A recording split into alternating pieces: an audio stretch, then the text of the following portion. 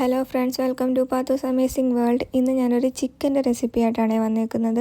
ഇതെൻ്റെ സ്വന്തം റെസിപ്പിയാണ്, ഒരു ചിക്കൻ ഫ്രൈ റെസിപ്പിയാണ്. ഇത് കാണുന്നതിന് മുമ്പ് നിങ്ങളെൻ്റെ ചാനൽ സബ്സ്ക്രൈബ് ചെയ്യണം, ലൈക്ക് ചെയ്യണം, ഷെയർ ചെയ്യണം. നിങ്ങളുടെ സപ്പോർട്ട് എപ്പോഴും എനിക്ക് വേണം. ഇനി ഇടുന്ന വീഡിയോയ്ക്കായാലും നിങ്ങളുടെ സപ്പോർട്ട് അത്യാവശ്യമാണ്. അപ്പോൾ നമുക്ക് ഇതിന് വേണ്ടത്, ഞാനിവിടെ എടുത്തേക്കുന്നത് 4 ലെഗ് പീസും കുറച്ച് കുഞ്ഞി പീസുമാണ്. ഒരു 200-300 ഗ്രാം വരും. അതിന് നന്നായിട്ട് ചിക്കൻ കഴുകി വൃത്തിയാക്കിയിട്ട് നമ്മുടെ ലെഗ് പീസിനകത്ത് വരയിട്ട് കൊടുക്കണം കത്തി വെച്ചിട്ട്. എന്നിട്ട് നമ്മൾ അതിന് വേണ്ടത്ര തൈര്, 2 ടീസ്പൂൺ കുരുമുളക് പൊടി, 1/2 ടീസ്പൂൺ മഞ്ഞൾപ്പൊടി, 2 ടേബിൾ സ്പൂൺ മുളക് പൊടി. എന്നിട്ട് ഇത് മൈദാമാവാണ് ഇട്ട് കൊടുക്കുന്നത്. കോൺഫ്ലവറും കൂടി ഉണ്ടെങ്കിൽ കോൺഫ്ലവറും കൂടി ഇട്ട് കൊടുക്കാൻ കുഴപ്പമില്ല. പിന്നെ ഒരു മുട്ട. ഇത്രയാണ് നമുക്ക് ഈ ബാറ്ററിന് വേണ്ടത്. പിന്നെ ഉപ്പ് വേണം.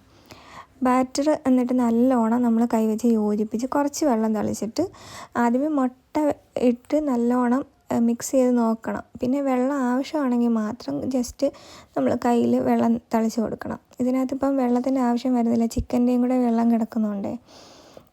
എന്നിട്ട് നമ്മൾ നല്ലോണം ഇത് മിക്സ് ചെയ്ത് യോജിപ്പിക്കണം. ചിക്കനകത്ത് ആ വരഞ്ഞതിനകത്തും എല്ലാം നല്ലോണം പിടിക്കണം.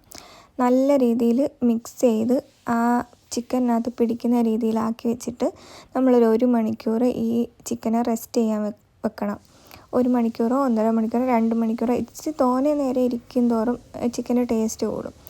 അത് കഴിഞ്ഞിട്ട് നമ്മൾ 1 മണിക്കൂറിന് ശേഷം പാനിൽ വെളിച്ചെണ്ണ ഒഴിച്ചിട്ട് കറിവേപ്പില ഇട്ട് കൊടുക്കണം. നോൺ സ്റ്റിക്ക് പാനോ ഇത് ഇരുമ്പ് ചീനി ചട്ടിയാണേ, മൺചട്ടിയോ എന്ത് വേണേലും എടുക്കാം.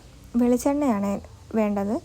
വെളിച്ചെണ്ണ ഒഴിച്ചിട്ട് കറിവേപ്പില ഇട്ടിട്ട് നമ്മുടെ വെച്ചിരിക്കുന്ന പീസ് ഒന്നും കൂടി നമ്മുടെ കൈ വെച്ച് യോജിപ്പിച്ച് മിക്സ് ചെയ്തിട്ട് നമ്മുടെ എണ്ണയ്ക്കകത്തോട്ട്, നല്ല എണ്ണ ചൂടായി വരുമ്പം എണ്ണയ്ക്കകത്തോട്ട് ഇട്ട് കൊടുക്കാം. എന്നിട്ട് ഓരോ പീസായിട്ട് ഇട്ട് കൊടുത്ത് വറുത്ത് കോരിയെടുക്കാം. അടിപൊളി ടേസ്റ്റാണ്, മസ്റ്റ് ട്രൈ ആണ്. എൻ്റെ സ്വന്തം റെസിപ്പിയാണെന്ന് പറഞ്ഞില്ലേ, അടിപൊളി ടേസ്റ്റാണ്. എന്തായാലും നിങ്ങൾ ട്രൈ ചെയ്ത് നോക്കണം, ഫീഡ്ബാക്ക് അറിയിക്കണം. Thank you for watching. By.